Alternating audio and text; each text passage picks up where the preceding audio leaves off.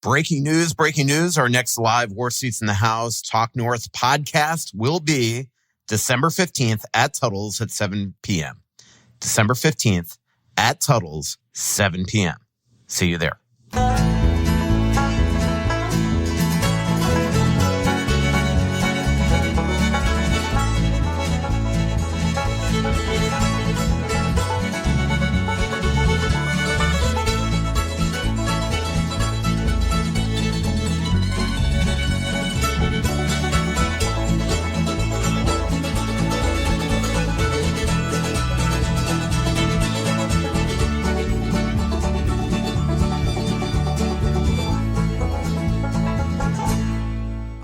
Welcome back to War Seats in the House. Mike Russo, Anthony LaPanta, coming to you live from Splitrocks today. Our next live show, we don't know, but we will do one in December, as well as a couple in January. Then we'll have to figure out February because I'm gone for about 23 days for the Olympics. And of course, it all revolves around your schedule. Exactly. Well, we know it doesn't revolve around you because if we didn't come up with dates for this, if I didn't come up with dates with Alex, we would almost never do a podcast. You would not even remember if I didn't text you like, "Hey, we're doing a podcast tomorrow." You would never know. I sometimes would forget, but I am very busy in February. I've got a tiling project at a friend's cabin. What about your bathroom? Yeah, we're going to get his kitchen done first up at his cabin. And I did get a couple beds put together today at my house during this. I had a couple days in a row off here. And I've got a bachelor party to go to in Arizona for AJ. Okay. I'm very busy during February. So that was actually something funny that happened a couple of weeks ago. I get this text message from Vinny and AJ with his house in Arizona. I go, "What is this?" And it was like silent for about 20 minutes. And then they're like, "Oh, we meant this for Michael Waters, who's another friend of theirs." So they accidentally invited me to their bachelor party and then totally took it back. Yeah, you were uninvited quickly. Yep, exactly. And it didn't be like, "Oh, by the way, if you want to come too." It was just like, "Oh, sorry, meant this for somebody else." So, but tell everybody, you like to say that I don't know how to do anything, should say. Tell everybody about the last podcast when you had this loud noise coming out of your wall and you all were going to spend like hundreds and hundreds of dollars to diagnose the problem. And I went downstairs and diagnosed it in a second and fixed it in a second. Yeah, well, that's the fictional version. What are you talking about? What are you talking about? There was you literally called XL Energy Center that day. XL Energy, and we're going to spend $0. And then you were calling Aquarius Home Services to have them out. I didn't. I called XL Energy only because a couple months earlier, they had come and done something outside our house and had made it stop. So I thought, hey, come and whatever you did before, do it again. There was a little thumping like bass noise coming from our basement. And to say that you fixed it. And it was, by the way, it was thumping for like days. For like a week and a half. Yeah. And then I went down and within 1 second figured out what it was. Well, it wasn't 1 second, but it also was, it was a subwoofer where the wire was loose. But to say that he fixed it was, he said, all of a sudden we opened a cupboard and he like tapped it. And that didn't fix it. No. Yes. First of all, Margot was down there with me. So you were upstairs. So you don't even know what happened down there. I do. But why is it beneath you to just admit that I actually came there and fixed your problem? You didn't fix the problem. I had to go down and disconnect it later. When all you did was touch it, and that just jiggled it. I opened up a cabinet and figured out a problem that you had it. Touched it, vibrating for a week and a half. Right, and I said right away it was a subwoofer. No, so you opened up the cupboard, you touched it, which you were afraid of because you were like, I touched it. And first of all, this is Margot. She almost got electrocuted. Well, she didn't. But anyway, what fixed it was I took the wire off and then reconnected the wire. The wire had come loose. But who diagnosed the problem? Nobody diagnosed the problem. I did. Are you so you did open a cupboard. I will give you that. You opened a cupboard and said, here's the subwoofer. And I called you guys downstairs and I said, I think it's this speaker. Right. That happened. That is what happened. Yeah, thank you. But if I would have said, why it is because so you said you fixed it, you didn't do anything to fix it. That I did something that was like helpful to you. It was helpful, but what did you do to fix it? I'm just saying. I found what the problem was. So you found the problem. You didn't fix the problem. Well, I didn't fix the problem, but I knew exactly what the problem was. But you started the sentence with you diagnosed it and fixed it. The day before you called XL Energy to have them come out, we were talking about getting a deal for you from Aquarius to maybe have them come out. Which we weren't going to do because I knew it wasn't an HVAC issue. But anyway, you just said you diagnosed it and fixed it, and I'm saying you didn't do anything to fix it. I diagnosed it, which would have been fixing it. No, I fixed it after it was diagnosed. Right, exactly. So I had to take the wire. I had to reconnect. But how for a week and a half did you guys not realize something so obvious? Well, we knew that there was You thought it was blowing from outside the wall or something. No, I thought it was the only reason I thought it had to do with electricity. So we had this dunk, dunk, dunk going in our wall, and about a month or so ago, it had happened for a couple days, and then XL Energy happened to show up at our house to put in a new meter. And when they put in the new meter, the thumping stopped. So then it came back 2 weeks later. And so I called XL Energy. I said, whatever happened last time when your guy was here, I think maybe there's something goofy going on because the sound came back. And they said, well, we'll have a guy come out and look at the outside of the house, but we're not going to do anything inside. And they came back. We never heard from them. So I assumed that meant there was nothing wrong with the meter. But we had no idea what it was. It was until and the only reason we thought it was XL Energy. I went downstairs and diagnosed the only reason we thought it was 1 minute. XL was because of the fact that it had stopped before. It's just beyond belief that you don't have the ability to just say, good job, Russo, you diagnosed the problem. It wasn't there was no diagnosis. For a week and a half, you had this buzzing. Well, I didn't, and I hadn't even looked at it. Yeah. Well, why wouldn't you go down in a week and a half of this loud noise? Because it went away before I thought it would go away again. For a while, they thought it was your gas. No, we never thought it was gas. No, I thought it Margo was XL. did, and then I said to you, is there a chance it's gas? And you're like, I don't know. No, I just thought it was XL because of what had happened before. Anyway. 1, 2, 3, 4. So obnoxious. All right. The Minnesota Wild. One more day goes by, another injury. So Ryan Hartman now hurt with the Charlie horse. Hopefully not too long. They're saying week to week. You know Ryan, the second that thing settles down, it's going to be able to try to gut it out. But right now, in the interim, they're going to go with Yakov Trenyan at third line center, and Danilo Yurov gets an incredible opportunity starting Tuesday night against the Carolina Hurricanes. He will center Kirill Kaprizov and Matt Zuccarello. Your thoughts? Well, I think it's amazing how fast things change. And a team that, right now, realistically, they're out 3 of their 4 projected centermen with no Rossi, no Hartman, no Sturm. Those were supposed to be 3 of their 4 centers. We talked about it during the broadcast the other night where as the game was heading down the stretch, the games played by the centers that were in the lineup after Hartman left, so the Wild were only playing with 3 centers, but they had 640 games total of NHL experience, and about 600 of those were from Eriksson Ek. And then on the other side, there was 2,500 games of NHL experience. Sometimes it's just amazing how these things seem to hit all at the same time, and by the way, they are far from the only team that are down centers. Montreal's lost a ton. Toronto's lost a ton. It is, but I don't know crazy. How many teams have lost 3 out of their 4. Yeah. Isn't it funny? I was thinking of that. I was joking with somebody yesterday. The Wild should call Seattle and offer him a draft pick for Freddie Gaudreau. They'd probably get him back. He'd be pretty handy right now, wouldn't he? He would be. It's pretty funny. And those are but you can never prepare for all this to happen at one time. And everybody deals with injuries, but to deal with 3 out of your 4 centers all hurt simultaneously is absurd. I'm excited to see how Danilo does in this type of role. The big thing that I think that he needs to not do is defer completely to Kaprizov and Zuccarello. There's obviously going to be that tendency to ship them the puck, which we all get. But he's got to understand he's on that line for a reason, and he needs to play the same way that he really has been with both Trenyan and Foligno. The other night that I was noticing about that line is he was always in the offensive zone in the perfect position. He gets to the inside. He's always gives them this ability to find him in front of the net.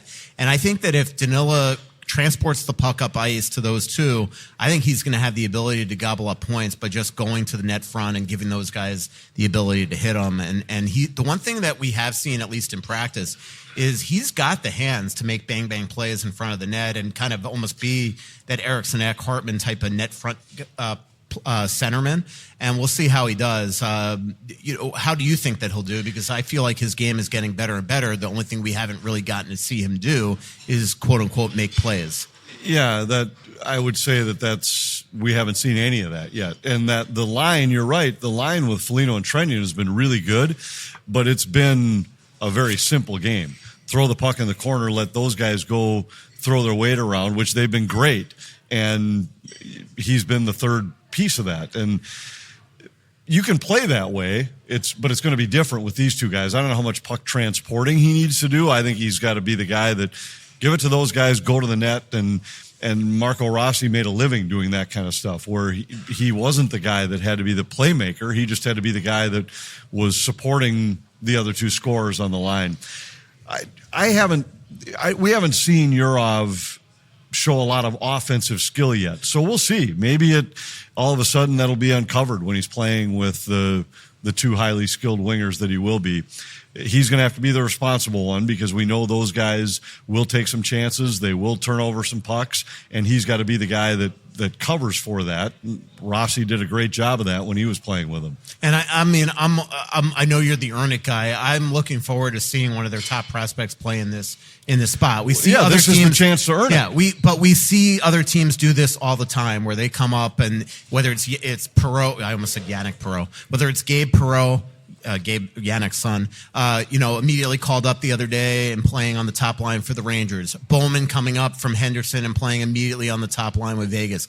Other teams do this. The Wild don't like doing this, and now they've been putting in a position with their circumstances the way they are that they're going to have to give one of their players this type of option. Yeah, sometimes. There's been times where, I remember a couple of times last year where Liam Ogren was recalled, and because they were missing a top six guy, rather than disrupt the lineup, they threw him in the top six.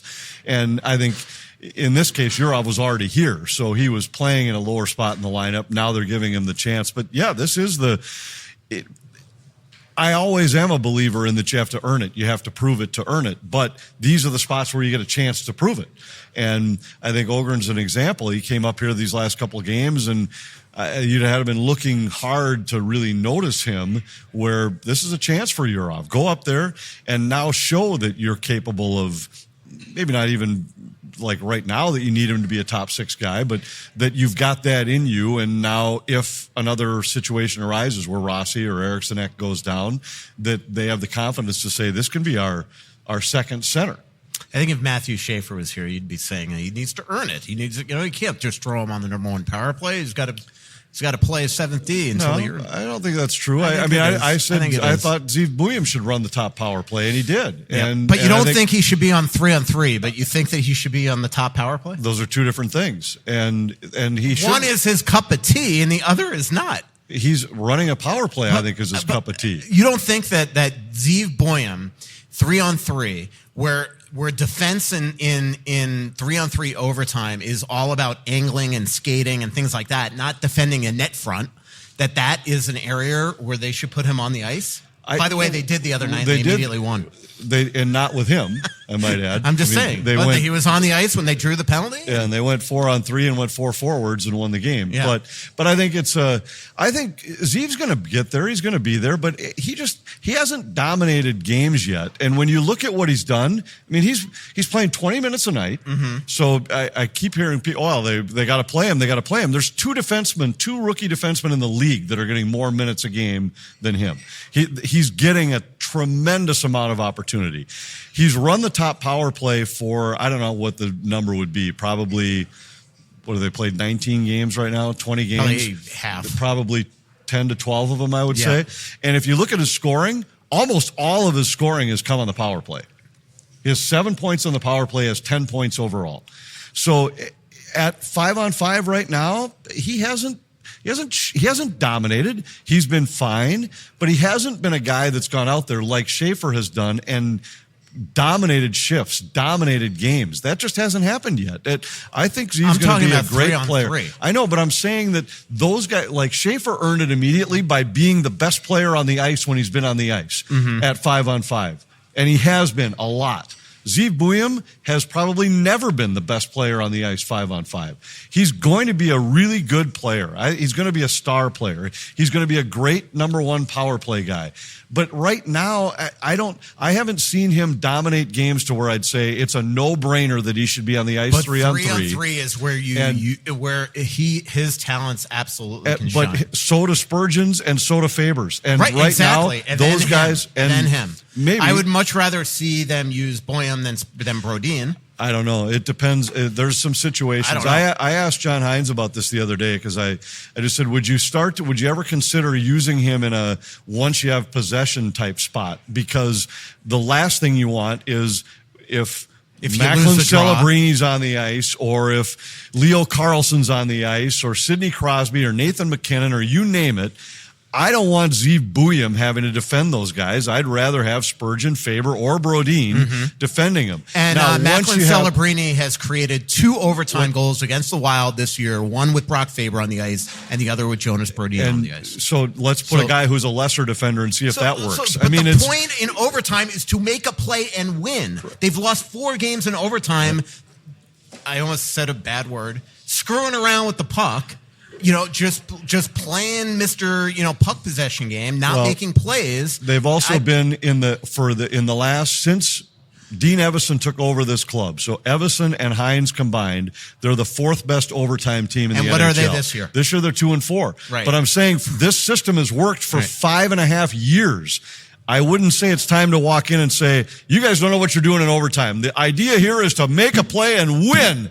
It's not when you've lost 4 games by messing around with the puck the way they are. So for 5.5 years, they've been the 4th best team in the NHL. Zeev Buium should be on the 3. And you're going to say that over a span of 2 weeks, because one of the games they have the puck for 3.5 minutes and a guy gets a breakaway and scores, that it's time to blow up your system and try something else? How many chances did they have on that 3-on-3? They directed 1 puck on net in the game against San Jose. Yeah, well, the first one. They hit a post and had a great chance. So they had in 3.5 minutes, and then lost the game. And San Jose had 1 chance, and Celebrini scored on a breakaway. Exactly. So that's the chances were 2-1. And then the other night it happens. I don't really necessarily believe that this was Jonas's fault, but Jonas got caught in between, didn't challenge Celebrini, and next thing you know, he has the space to set up the goal for Colin Graf. My point is that there's one guy on this team that could do stuff from the back end that nobody else can do. I think both believe that. I think in overtime, if they felt in the Vegas series that he had to run the number 1 power play because there's no reason why you would have Zeev Buium in the lineup and not put him in that position to succeed, in a 3-on-3 where he is going to be one of the most talented players on the ice and certainly their most talented defenseman, I think he should get some ice time in those situations. I think he's going to, but he right now, I don't believe he's commanded more than what he's gotten. I think they handed him the top, since they handed, that makes it sound like he didn't earn it. They gave him a chance to run the top power play. He was good, but not blow you away great there. So they took it away from him.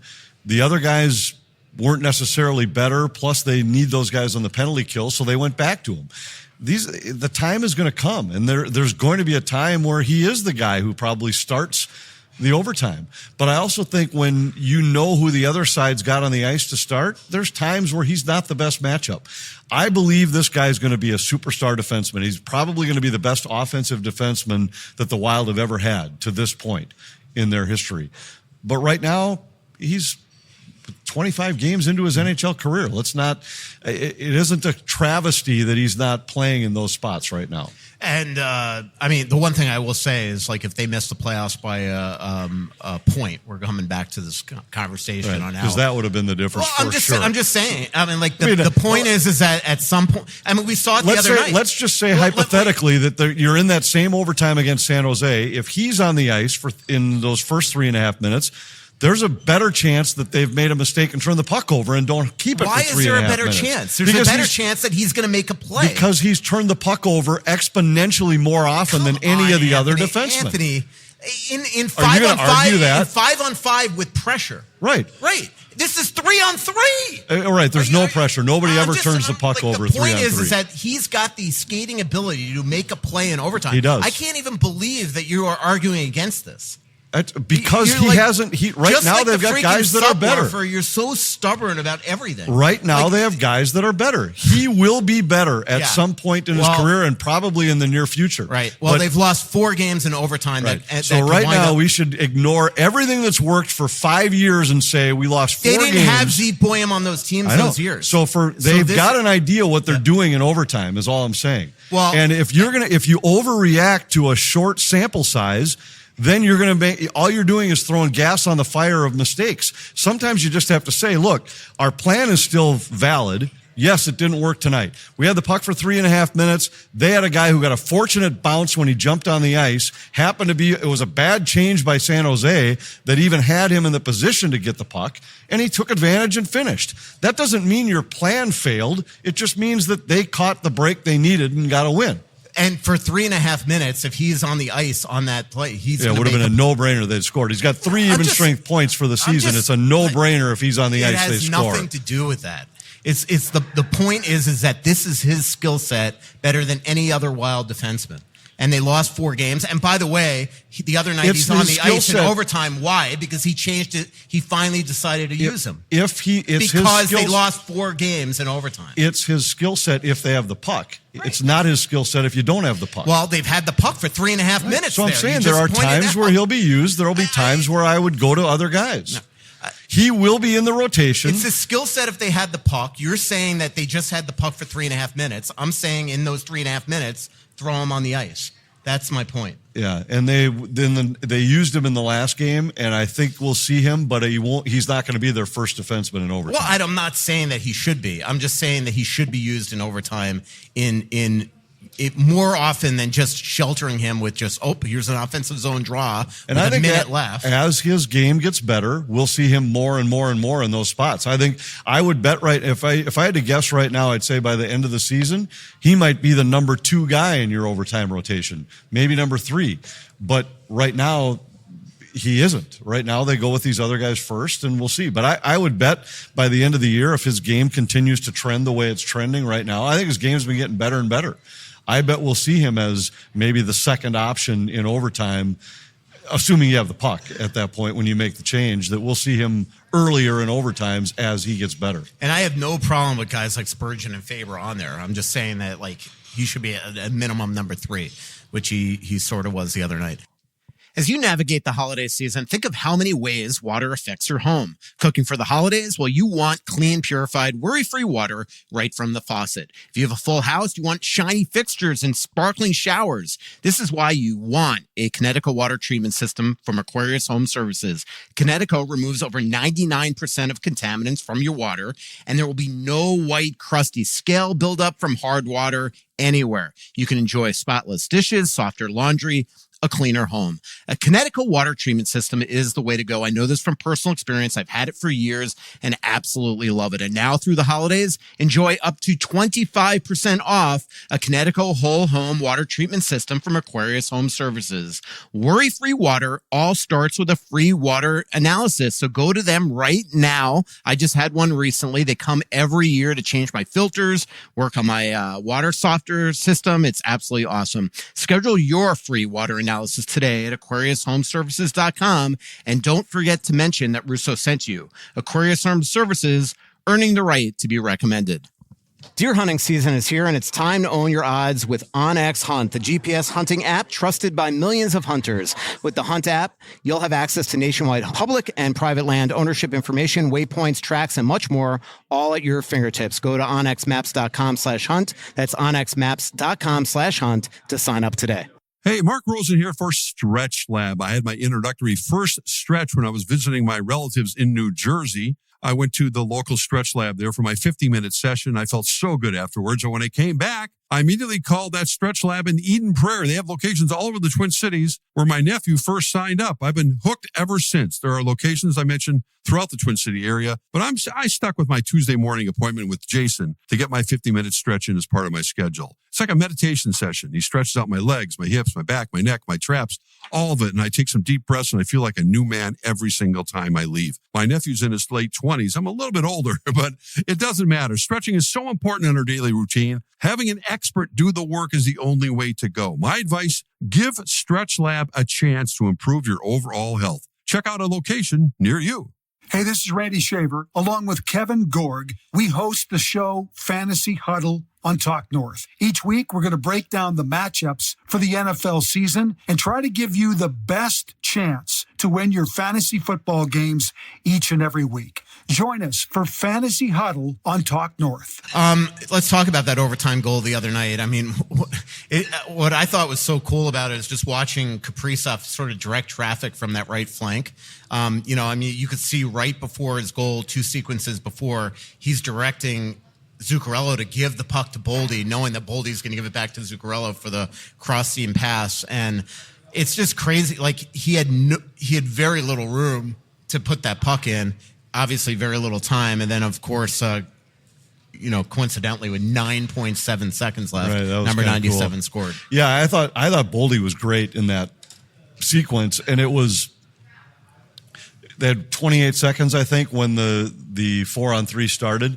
And there was a part of me that they called their timeout, and Karts and I were talking a little bit, and those are the spots where sometimes we've seen the Wild hold on to the puck for 28 seconds and maybe get a shot. And we turned, I said, just hope they're aggressive here, because you're going to at least get to the shootout. So why not try, and then it's 50-50. So try to be aggressive here. And I thought it was terrific how aggressive they were. And I thought it really was driven by Boldy. He was assertive. They immediately got a puck to the net. And I thought they did a great job with that. I'm assuming it was during the timeout conversation where they made it clear just how aggressive they wanted to be in that spot. And then Kaprizov finished. And his last 2 games have been maybe his best 2 games of the season. He's looked like the old Kirill, where he's dominated shifts. He's held the puck. He's maintained the zone.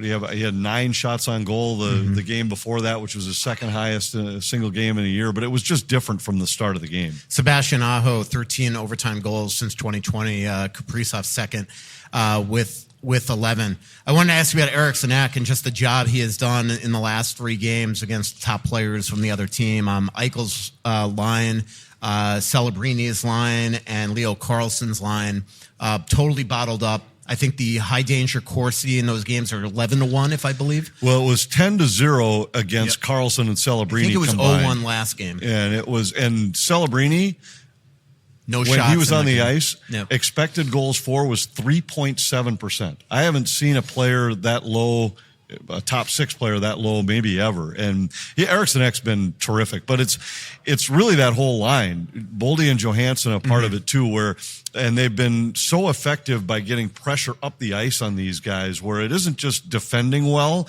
it's that they've forced them to spend entire shifts in their own zone. And it wasn't just though. I mean, they were great against Crosby on the previous homestand when Pittsburgh was here. They've been great they were great against the Scheifele line in the Winnipeg game of that same homestand. I just think those guys have been terrific. I thought Eriksson Ek's game has looked like Eriksson Ek's game over the last 3. Yep, and a partial line change the other day. Johansson, Zuccarello got on there.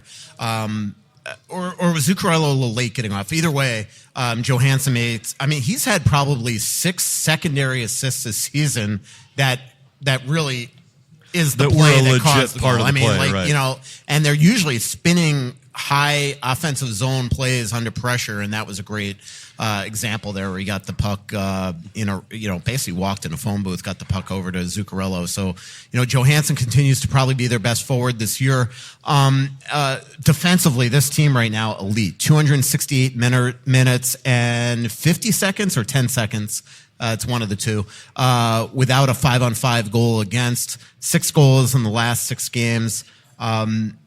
Other than special teams, they have just goals against. They have been absolutely awesome. Yeah, they've been great, and they've been playing the game the way the Wild need to play. And I always hesitate to use the word they always talk about, well, we have to play with structure, That doesn't mean you don't have skill.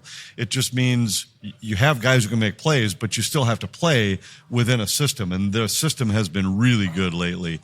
And you're right. When you look at what they did during this part of this homestand right now, I mean, an empty net goal against Calgary that got them to 2, an empty net goal against the Ducks that got them to 2, 1 goal against San Jose, 2 in regulation against Vegas, and yet they've gone 3-0-1 in those games with almost no offense whatsoever. And that's exciting, because when you can find ways to win games that way, that's sustainable. And I think they've been really good. Volsted's been really good, but they've played really well in front of him. Do you think, I know that it's a cliche thing, especially in hockey writing, that whenever there's a closed door meeting, you look at that, especially when things turn around, as like the turning point, but they are 6-1 since Jared Spurgeon had that really methodical, well thought out team meeting where he didn't just, after that Pittsburgh loss, Anthony, just close the locker room door, have 10 minutes of everybody yelling and venting and not thinking things out. He went home, he and the captains discussed different things to go into that meeting the next morning before practice with substance, had a group text where they told everybody to be there at a certain time. And it felt like that meeting, the message was, let's get our, not just let's get our act together, but it was like, we have to get back to the identity. And it just feels like right now, if you look at the last 8 games, they have gotten back to what we usually are accustomed to seeing from this team, which is hard forechecking, tight defensively, and letting that create the offense. Yeah, and I think we talked about this on the show shortly after that meeting, and John Hines addressed it with the media, and I'm pretty sure he did with the whole media. I know we talked about it in our one-off, where he said it was different than most player meetings just for that reason, that it was like a homework assignment the night before. Give it some thought, come with an idea, not just heat of the moment kind of thing.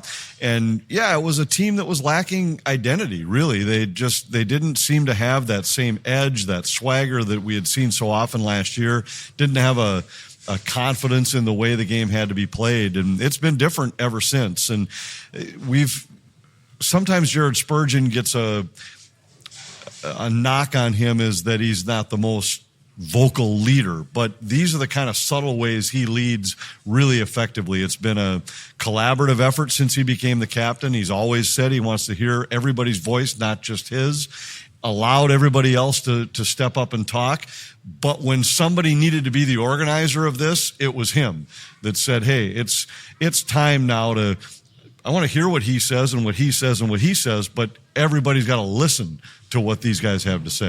I think also because, he's been around for so long, and there might even be a lot of newer Wild fans that are younger that don't realize how good this guy was, especially those first 5, 6, 7, 8 years of his career. And because they've just seen him the last 2 or 3 years, or especially since the back, that they don't really appreciate just what a good guy this is and what a great, great hockey player this guy was for the organization for a long time. And I still go back to that 2014 series when, they came back 5 different times from a goal down, 4 different times from a goal down. And he scored the tying goal with a minute and a half left, it maybe even less. And the fire that he showed on that, and that was vintage Jared Spurgeon. It really is a shame that so many Wild fans, maybe newer generation ones, don't, they just look at him as like, oh, he's this 5'9" defenseman that's 35 years old. He has done so much for this organization. He's closing in on 1,000 games. And he just, to me, he should be the next number in the rafters. He might well be, especially if his career continues the way it has been right now. And yeah, I mean, last year beat up, but the 2 years before that, he was combined. I think it was a plus 64 over those couple of years. And that's even at this point in his career where he's still an elite shutdown defenseman. I mean, last year when they were able to play, he and Jonas Brodin together, they were literally the toughest defensive pair in the NHL to score against. They gave up fewer goals per 60 minutes than any defensive tandem in the league. And he still has that capability. He's still a terrific defender. I just think a lot of times people look at him kind of like we've talked about with Johansson a few times this year. They look at what he doesn't do rather than what he does do. And yeah, he's not 6'4". He isn't going to knock people down in front of the net, but he still defends with the best of them. And, the other thing is, believe it or not, I mean, you just look at his hit totals. He's their most physical defenseman, which I don't know if that's really, that might be an indictment on a lot of other people. But to your point on in overtime the other night, when they couldn't get the puck back from, who did they play? Vegas. Those first 2 minutes, who's the guy that made a physical play against the wall and got the puck back, and then I don't think they lost it again. Spurgeon, he's just a heck of a pro, as is Marcus Foligno, who is starting to play his best hockey and just needs a goal to go off his ass or something. Like that poor guy. I've also never met a player that, and maybe it's a defense mechanism. I've never met a player that is in a slump, and obviously this is a prolonged slump, 20 games without a goal, that constantly mentions the slump to the media. Like, he's constantly telling us, like, at some point I'll score. Like, it's almost hilarious. I mean, because, usually you want to keep that, like, maybe they won't notice, but he's letting us notice. Yeah, and I think I don't know if you saw it on our broadcast the other night, when they had made the play that led to the Trenyon goal. Mm-hmm. And when they were in the celebration, you could see Foligno, he grabbed Trenyon, said something to him, he grabbed Yurov, said something to him, and we just speculated that this is him letting those guys know, like, hey, this is the kind of goal we can score. Right. This is the way we need to play. And they've been playing that way for a few games, but then to see him get rewarded and get a goal out of it by just being simple and really hard on the walls, I think it was great. And you could tell that he was making sure those guys knew that by saying we have to play this way doesn't mean we can't score. Keep playing the way we're playing, and goals are going to come. We discussed how well the Wild are defending. They are still getting good goaltending. I mean, I don't want to take everything away from Gustafsson and Wallstedt. But Wallstedt coming off a couple shutouts in a row, he'll get the nod on Tuesday night against the Carolina Hurricanes. Gus, his last couple starts have been really good as well. And so, that is a good thing. I mean, that Wallstedt's got the longest shutout streak in the NHL this year. Yep. By a goaltender. But to our point, like we were kind of talking in October that there was one stretch where they had the second best goalie on the ice, whether it was their fault or not. Second best goalie on the ice, 9 out of 10. Yeah, something like that. And now we're seeing it flip, which is something this organization needs. And they've been great on this whole homestand. And really, I thought Gus, after a slow start in Carolina, was really good the last two periods there. Then Wallstedt was great in New York. So it really goes the homestand plus 5 out of the 6 periods on the road trip. They've had really good goaltending during that stretch. I still wouldn't say those guys have stolen games, because I think Minnesota's been the better team in most of these games, but they haven't been the second best goalie, and that's why they've found a way to win. Completely agree, for a change. We have a microphone up there, and you're more than welcome to come on up, yell at Anthony.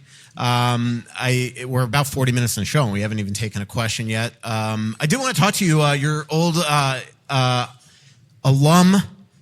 Not. You guys weren't high school students together, but went to the same high school. Ralph Strangis, put into the Dallas Stars Hall of Fame the other day. Yep. Pretty neat. It's awesome. And we talked about it when I first got the job with the Wild. He was still the play-by-play guy in Dallas. We had to be the only high school in America that had 2 play-by-play guys in the NHL at the same time. He was at Totino Grace 10 or 12 years before me, and he was a great influence on me early in my career. I remember when I got out of college and I just had this idea that, hey, I think I could do this, but I have no idea how to get there. I have no idea who to talk to, no idea where to start. And it was right about the North Stars were a couple of years away from leaving at that time, but I went down, I shadowed him at a couple games, and he really helped me out with some things that had helped him early in his career with how to do the job. And Ralph is a terrific guy, and we've maintained a friendship over the years since. And I know he's out of the business, but not totally out of the business. He's actually done a lot with mentoring broadcasters. He taught for a while. He's a consultant with teams and announcers for their TV situations. He filled in last year on a couple AHL games, but just a tremendous guy and really cool that Totino Grace High School had two guys as play-by-play guys in the NHL at the same time. One of the great voices, too. He had just such a unique way of calling games. I used to love listening to the highlights. He just had this this way of sort of drawing you into the game.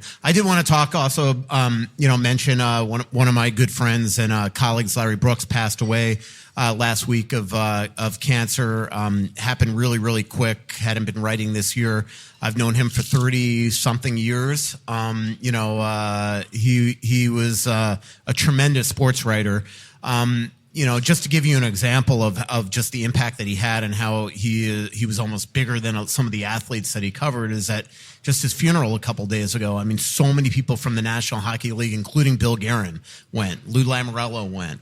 Scott Stevens, Chris Drury, so many different people around the league, went to his funeral. Trust me, when I go, it'll be more of a celebration by a lot of those people. First of all, I mean, you have it here, Splitrocks.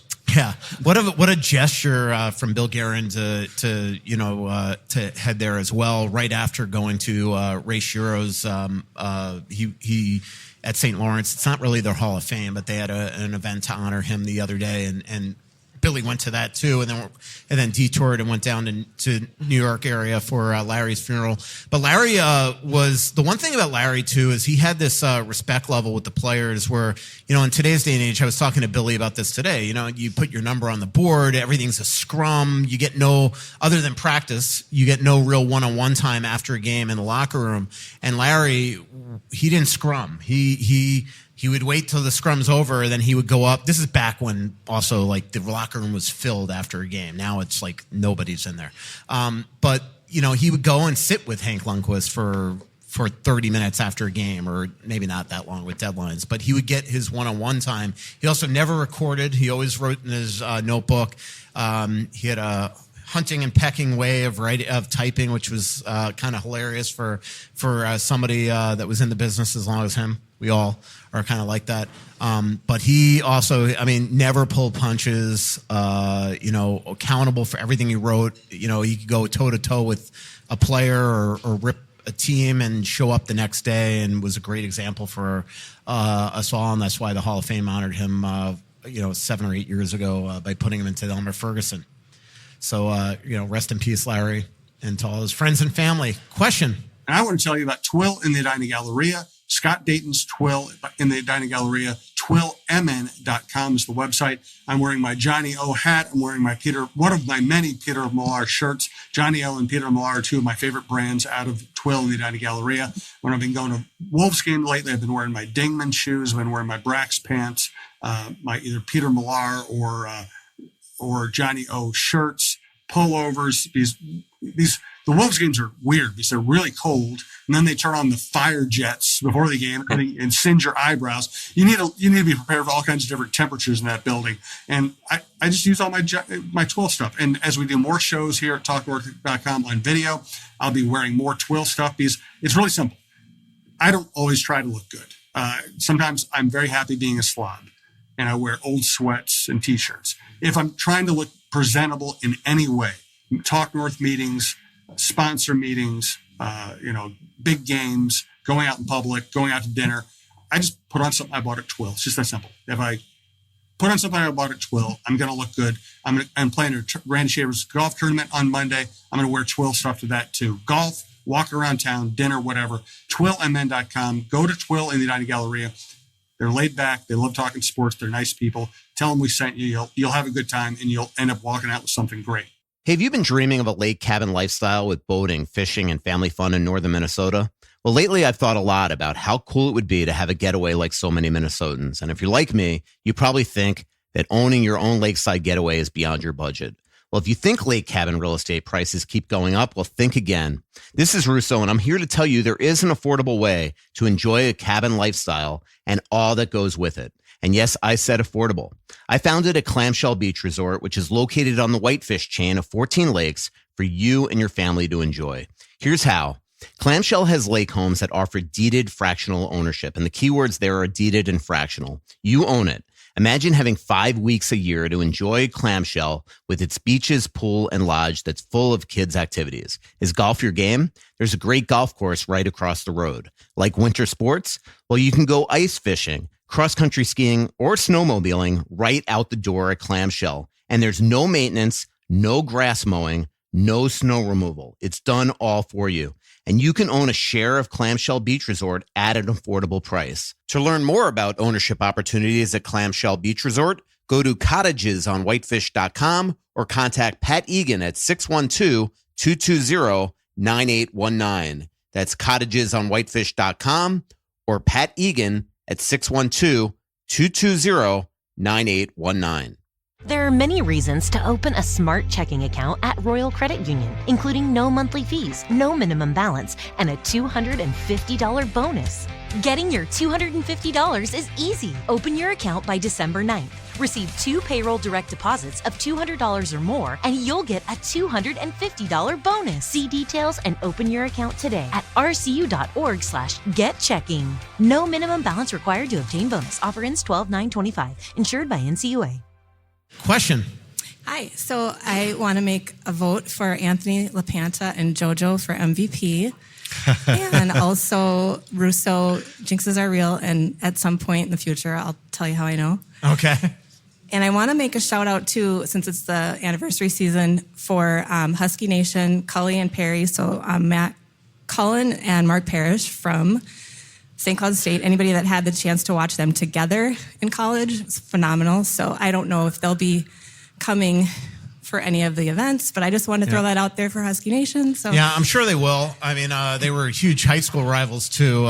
Usually Bloomington getting the upper hand on Moorhead. I remember writing those stories when they were teammates in Florida. You know, I saw today a teammate of Matt's was Eric Stahl, who looks great. His dad also is at practice today. Guy doesn't age. In fact, I was talking to Jordan Stahl and Henry Stahl about Larry Brooks for a while. But it was great seeing Eric today. He's an assistant coach at a local high school in town as well. I won't say the high school, so like a bunch of people don't just start going to the games just to meet Eric. But Rod Brindamore was giving him all these coaching tips today, and one of them was stay the assistant. Don't be the head guy, because you don't have to deal with no offense, the parents. So yeah. So if you can remember all the way back, it feels almost like 6 months ago, but to the beginning of the season, and I'm pretty sure it was regular season.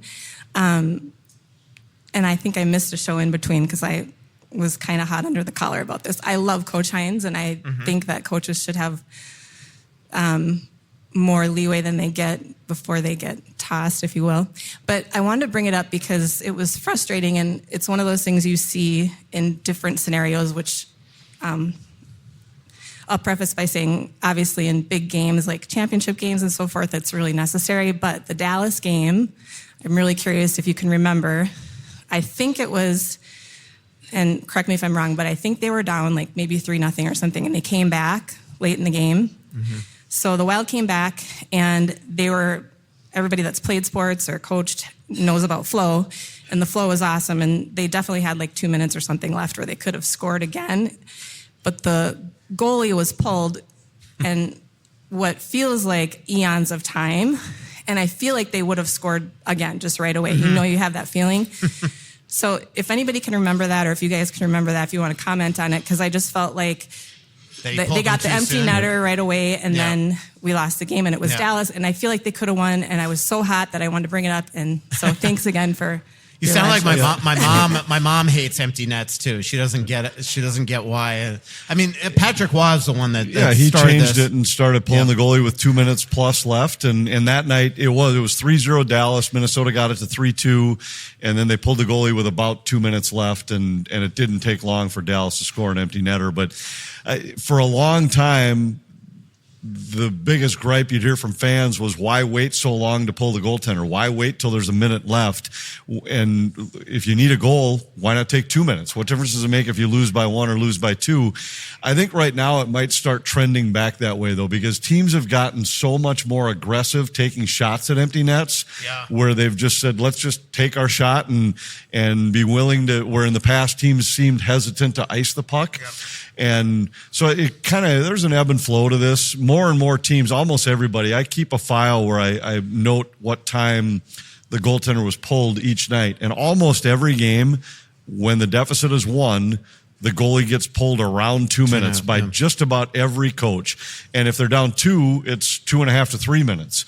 And where it used to be a minute for a down by 1 and 2 minutes if you were down by 2. So I think we'll start to see it maybe trend back the other way, where it's more like a minute and a half, because there have been a lot more empty net goals this year. Interestingly, though, the Wild have been in, I think it's 13 games now where one side or the other has pulled the goaltender. And in 12 of them, there's been a goal one way or the other. It just doesn't happen very often where the goaltender gets pulled and nothing happens. Right. So Anthony's saying bet the puck line. The one thing I'll say about that is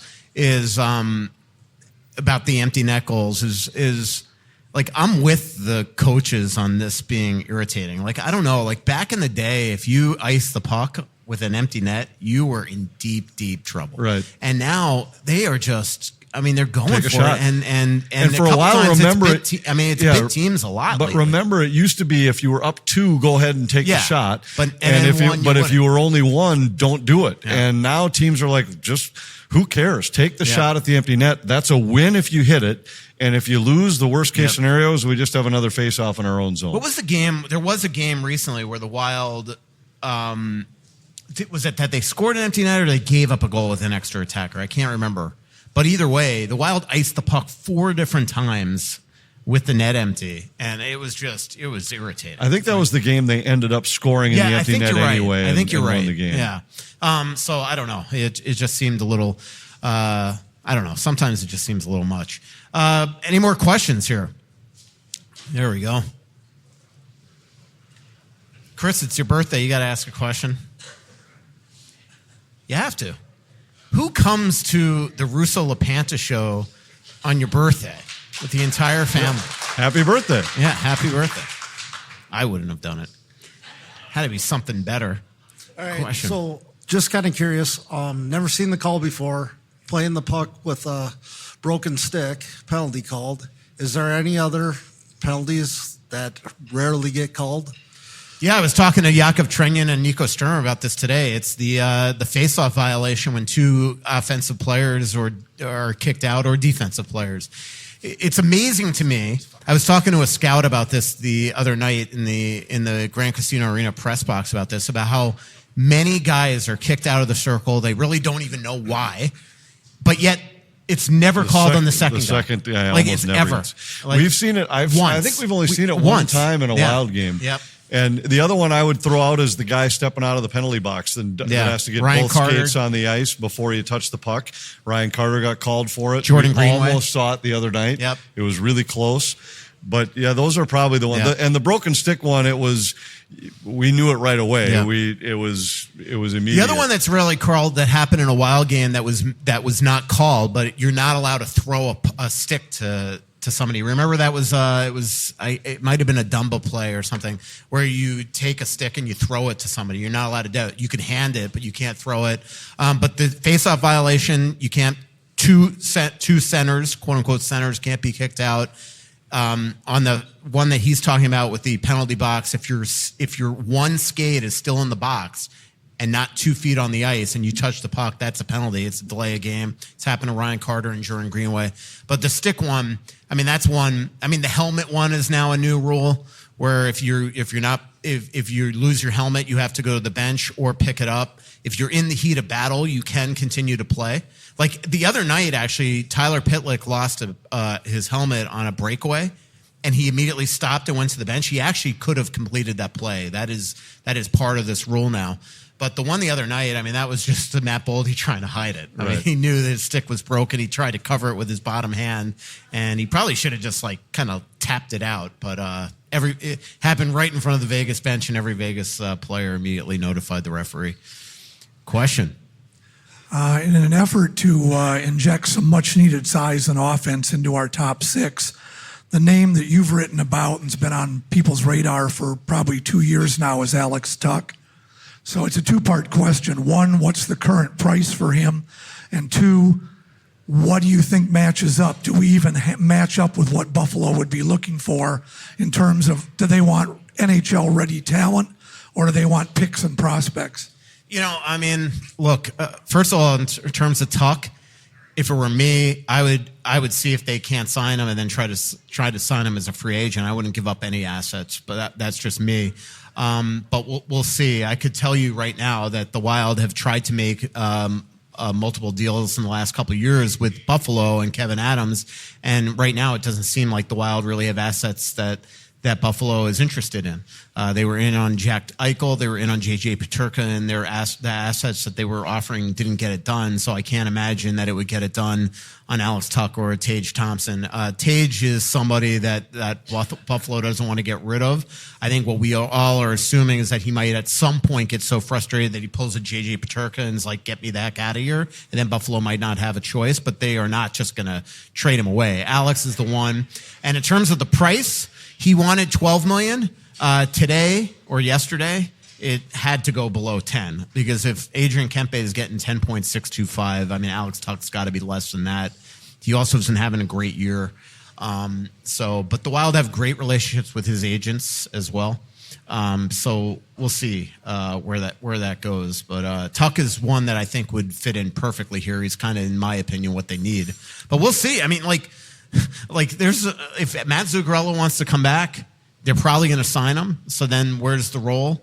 Same thing with Johansson, the way he's playing now. Who knows if they bring him back? I mean, look, who knows, right? $800,000. Yeah. Well, if the price is right, I understand they're getting a lot of value for their buck right now. Yeah, it would have to be team friendly. But there's people like me that remember the last 2 seasons with Johansson and think anything they pay him is an overpay. Yeah, well, not this year. I mean, they should have put him on a milk carton. I mean, he was missing in action. Well, I mean, this year, though, I mean, you can't argue with how great he's been. It's also a small sample size. Yeah.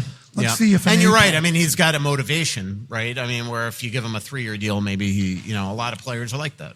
So. All right. So the other part of the same question is, if Tuck is or isn't available, but you need to go out and get somebody who's the right age, the right size, and the right price in terms of salary. Who are the Wild's untouchables right now? Give me the 5 guys that you won't, when you'll hang up the phone when they ask about them. And doesn't that leave the other 15 guys available plus picks and prospects? Yeah, I mean, wouldn't you agree that there's not a lot of untouchables on the Wild? I mean, Kirill Kaprizov, Matt Boldy are untouchable. Brock Faber is probably untouchable. I would think that Buium is untouchable. But everybody else, some people are just untouchable based on their contract status. That's why there's so few trades in the National Hockey League today. There's 62% of eligible players for no trade protection have no trade protection. Okay, I mean, that is crazy. So, and the other people that don't have no trade protection that are eligible for it are players you probably would not want. So that's why there's so few movement in the league. So I can't tell you probably how many trades the Wild have wanted to do but can't get done, or how many teams might call the Wild about a player and they just can't happen. So yeah, that's a hard trend to break because when you've got another team willing to give you a no trade contract, then you either lose out on the player or you give them the same thing. And it's almost going to have to be I can't use the term, but it's almost has to be like a collusion type thing where owners just say, all right, enough's enough with the no trade clauses. We got to minimize this because it's hurting all of us. Yeah. And they can't do it. You can't do it. I mean, you'd have a collusion hearing immediately. Yeah. But one trend, like the reason why you want to break precedents when you have staunch policies, written or unwritten, is because now everybody else is going to want it. So a good example is, for the first time really, since Jared Spurgeon, the Wild on the Kirill Kaprizov deal gave significant signing bonuses. Well, now if Artemi Panarin is going to be somebody, say, the Wild go after, same agent, he's going to want signing bonuses. Or you might lose them if you don't give him, might not get them.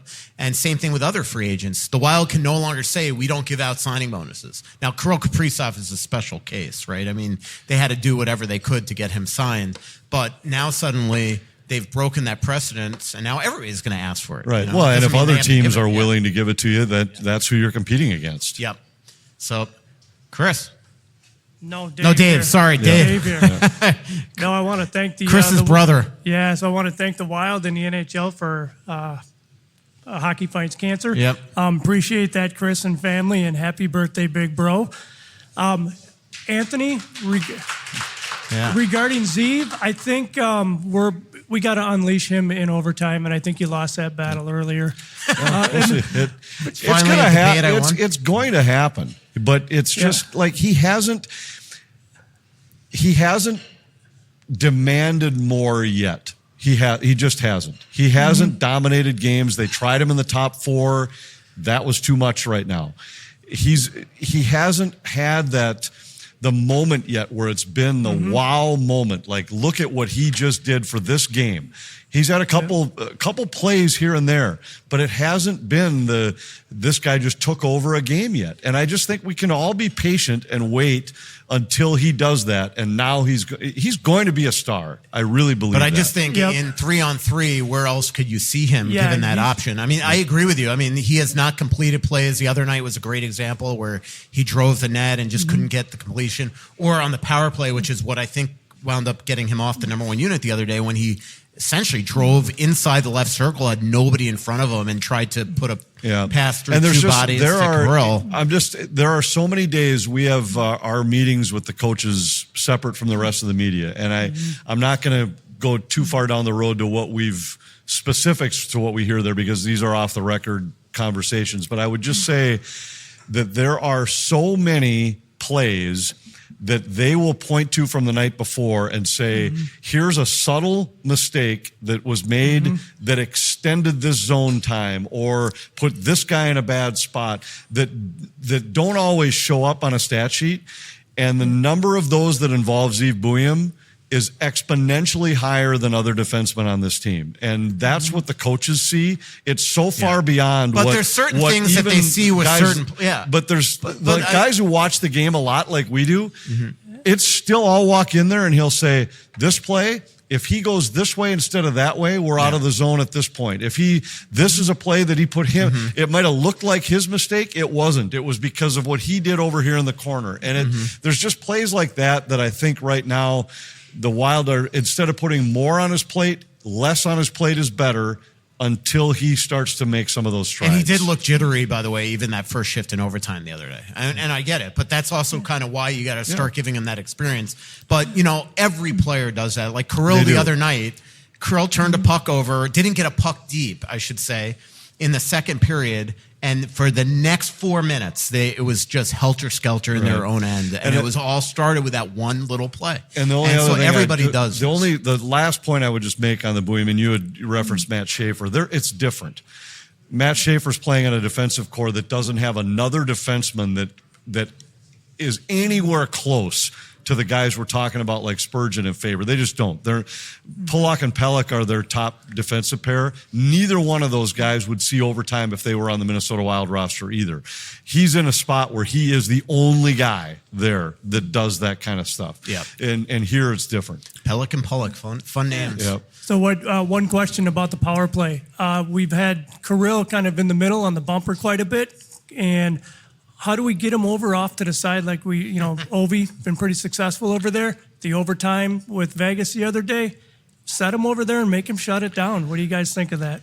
Well, it's a little different because of the fact that in many cases, the Wild's power play is all left-handed. So you've got 5 lefties on that power play. You can't just put them in the Ovi circle and let Nicholas Backstrom run it off the other wall, and you've got your guy in your offhand. So I think the Wild are at their best when they're a little more mobile on the power play and that guys aren't just set in one spot, but it all runs through Zuccarello on the opposite side anyway. He's the guy that really drives the power play, and then it's up to Boldy and Kaprizov to get themselves free Eriksson X, the net front guy, but you got 5 lefties. So it's a totally different setup than what Washington had, where it was lefties coming off one side with all righties, Carlson, Oshie, and Ovechkin, all right-handers, all on their one-timer side. Yeah. With the upcoming Olympics, there's been talk that Boldy and Faber are going to be representing the U.S. Who have you heard that other Wild players may be representing their country, similar to last year's juniors? I mean, it'll definitely be the same guys. Obviously Brodin, Gustafsson, Eriksson Ek will be there for Sweden. I would think that David Spacek and I don't know about David Juracek, but David Spacek would be there for Czechia, even though he's not an NHL player yet. I would think it's probably, unless there's injuries, Wally doesn't have a chance for Sweden. Austria didn't make it. Norway didn't make it, so Zuccarello and Rossi will not be there. In terms of other players, Russia, we know, is not there, so there's really nobody else. But it would be the 3 Swedes, definitely. Wallstedt only if, like, a Markstrom, a Gustafsson, or an Ullmark get hurt. And then they'd probably choose, I would think, Urson over Wally. But if Wally's playing the best, I mean, he might wind up getting there. Now he's doing everything to put himself on their radar, at least. Mm-hmm. Exactly. And Markstrom has not been good. No, and the Swedish scouts have been at a number of Wild games already this year to take a look at those guys. But, I mean, Brodin will be there for sure. He was a part of their top defensive pair during the tournament last year, and Eriksson Ek is a no-brainer. And I would think Gus is there, especially because Markstrom has just been, like, he got shelled again tonight. So I don't know what's going on with him. But I would think David Spacek probably would be the only other, maybe a Juracek. I haven't looked at the Czech blue liners. But I can tell you I talked to a Czech player the other day that just continues, every time I see him, he asks me, he goes, how come they do not give David Spacek a chance? Like, because internationally he's just always, I mean, he was running Chechia's #1 power play a couple of years ago in Worlds. So, they love that guy. I mean, at the NHL level, we haven't gotten to see him yet. So, thank you. But grab a shirt if you would like one. So obviously down in Iowa, again, off to a little bit of a sluggish start, trouble scoring, losing a lot of games. What are the initial reactions to Greg Cronin's tenure, and why do you think that this has kind of become the new normal for the Iowa Wild? Oof. I don't know. I mean, I wish Joe Smith was here. He's our Iowa Wild resident expert at The Athletic. Let's put it this way. It's not Greg Cronin's fault because, as you said, this has become normal. I don't know. I mean, it's just they're blue liners that clearly were much ballyhooed when they drafted them all a couple years ago. The O'Rourke's, the Lamboses, the Spaceks, the Masters, all those guys. I mean, Damon Hunt's the only one that's come out of that. So I think that's part of it. Because why does Jesper Wallstedt look like a different goalie here behind Jared Spurgeon and Jonas Brodin and Brock Faber than he did there? I think that's definitely part of it. They don't have a lot of offense to the point that they acquired Olofsson and brought Jerry Mayhew back from retirement. It's tough to figure and part of it has been that over the last couple of years, injuries here. So many injuries have required guys to come up and be the fill-ins, but everybody's deals with that at least to some level in the American League. I haven't seen a game down there, haven't talked to people about it, so it wouldn't be the proper for me to second guess it, but I do. It's a legit question because it's been a number of years in a row now. Yeah, I mean they've been, 30th in the league, I think, the last 2 years, and this year they're obviously off to a really tough start. I think they're starting to play a little better. But to your point, I think it is a concern. I don't think I know Matt Hendricks. I'm sure this keeps him up, right? I mean, he's the GM for the last couple of years there. I think the injuries definitely create a trickle-down effect, but they've got to get that going right. They keep on adding veterans there. They're spending a fortune on salaries down there, and they're certainly not getting the bang for the buck. Any other questions before we wrap up the show? Going once, going twice, going three. Nobody? All right. Anthony, what do you got going on this week? What are you doing tomorrow? Are you going to come to the game? I'll probably come to the game. Actually, we're going to go to some kind of bourbon tasting thing earlier before the game. So if I show up there, it might be after a couple bourbons. All right. We don't have the game tomorrow. It's national TV tomorrow night, but then Pittsburgh and Winnipeg, and looking forward to. I like going to Pittsburgh. This is the first time we've been to Winnipeg with a full day off in a long time. It's been. Remember the last time that we had a full day off there? It was during the playoffs. Wasn't it the time that you and I were at Sharky's, and it was, you said that's the last time I'm ever coming there? Oh yeah, yeah, and I haven't there, been like back half the since. Milwaukee Admirals were there, and that's like right. a bunch of. But did we even have I think it was just lunch, where maybe we had come in. Yeah, maybe it was. I think it was lunch the day of the game. Yeah, I don't remember. But we fly in there after the game, so we have a full off day in Winnipeg, which it's been a while. I'm not necessarily looking forward to that, but I am looking forward to Pittsburgh. I like going to Pittsburgh. What are you doing in Pittsburgh? Well, we're going to have dinner with the guys from FanDuel that are coming into town. So we've got a dinner, and then there's a little music and jazz spot that I like to go to after dinner. Well, I land at 6:30, so text me where you are. All right, thanks to our incredible sponsors. Again, pay attention to our social media for when our live show will be in December. Anthony and I will do one other show before Thanksgiving to wrap up this month. And thanks for coming on out. Thanks for coming out. Happy birthday, Chris. Thanks to our incredible sponsors and for joining us in the Aquarius Home Services studios.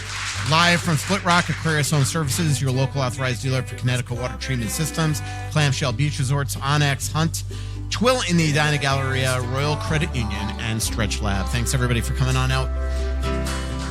So much coming out, there's nothing going in. I know that you feel like you're never gonna win. Oh, but the world